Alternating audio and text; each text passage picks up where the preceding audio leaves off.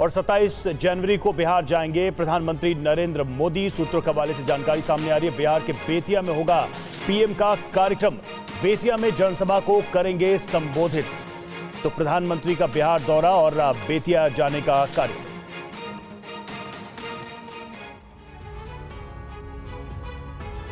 जनवरी की कड़ाके वाली ठंड के बीच बिहार का सियासी पारा काफी चढ़ा हुआ है। विपक्षी गठबंधन इंडिया में सीट शेयरिंग की स्थिति भले ही साफ न हुई हो, लेकिन बीजेपी लोकसभा चुनाव की तैयारियों में जुट गई है। प्रधानमंत्री नरेंद्र मोदी लोकसभा चुनाव के लिए पहला चुनावी बिगुल बिहार से फूंक सकते हैं।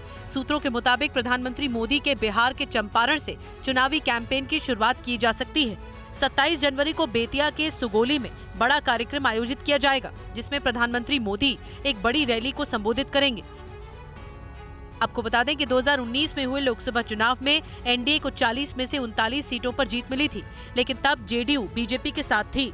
नीतीश के एनडीए से अलग होने के बाद बीजेपी के पास 17 और जेडीयू के पास 16 सीटें हैं। 2014 लोकसभा चुनाव के बाद ये पहली बार होगा जब बीजेपी अपने सबसे पुराने सहयोगियों में से एक जेडीयू के बिना ही चुनावी मैदान में उतरने वाली है। और लोकसभा चुनाव की तैयारियों से जुड़ी अहम खबर है। यूपी की 80 सीटों पर बीजेपी ने जोरदार तैयारी की है। लखनऊ में बीजेपी की बड़ी बैठक हो रही है। इसे लेकर सीएम, दोनों डिप्टी सीएम्स बैठक में शामिल हैं। बैठक में 4 बिंदुओं को लेकर बात हुई है और इस पर सहमति बनती हुई नजर आ रही है। सभी 80 सीटों पर चुनाव कार्यालय बनाए जाएंगे। 80 लोकसभा सीटों पर प्रभारी नियुक्त होंगे।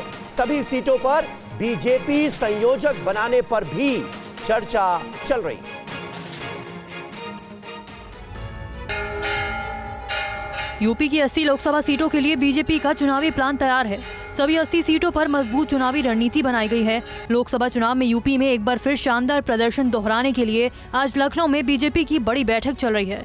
इस बैठक में सीएम योगी, डिप्टी सीएम केशव प्रसाद मौर्य, ब्रजेश पाठक के अलावा राष्ट्रीय महामंत्री विनोद तावड़े, बीजेपी प्रदेश अध्यक्ष भूपेंद्र चौधरी और संगठन महामंत्री धर्मपाल सिंह समेत कई मंत्री शामिल हैं।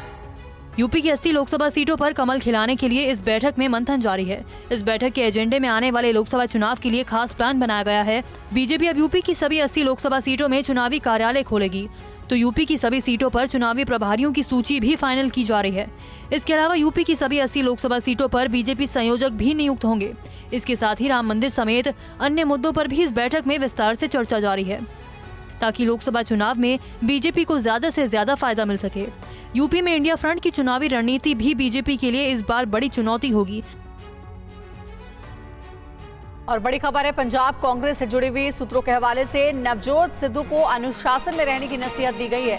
कांग्रेस प्रभारी देवेंद्र यादव की सिद्धू को 2 टूक अनुशासनहीनता की कांग्रेस में जगह नहीं। सिद्धू को सभी सियासी कार्यक्रमों की जानकारी देनी होगी। लोकसभा चुनाव से पहले पंजाब कांग्रेस में गुटबाजी साफ दिख रही है। इन दिनों पंजाब कांग्रेस के प्रभारी देवेंद्र यादव चंडीगढ़ में चुनावी रणनीति बनाने में जुटे हैं। लगातार बैठकें, मुलाकातें और चुनावी जिम्मेदारियों का दौर जारी है। इस बीच चंडीगढ़ के कांग्रेस भवन में हुई पंजाब के नेताओं की मीटिंग में पूर्व प्रदेश अध्यक्ष नवजोत सिंह सिद्धू नहीं पहुंचे। पंजाब कांग्रेस की इस बैठक के बाद नवजोत सिद्धू की कांग्रेस प्रभारी देवेंद्र यादव से एक होटल में अलग से मुलाकात हुई। तो पंजाब कांग्रेस में जारी विवाद के बीच नवजोत सिद्धू ने शायराना अंदाज में बागी तेवर भी दिखाए। जो भरा नहीं है भावों से बहती जिसमें रसधार नहीं, और हृदय नहीं है पत्थर है जिसमें स्वदेश का प्यार नहीं।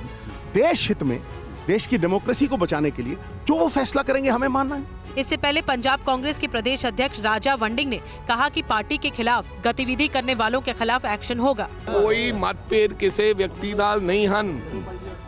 मैं हर व्यक्ति नूं डिसिप्लिन की गल जरूर कहता रहांगा और जो डिसिप्लिन भंग करेगा ओरे ते कार्रवाई जरूर होएगी।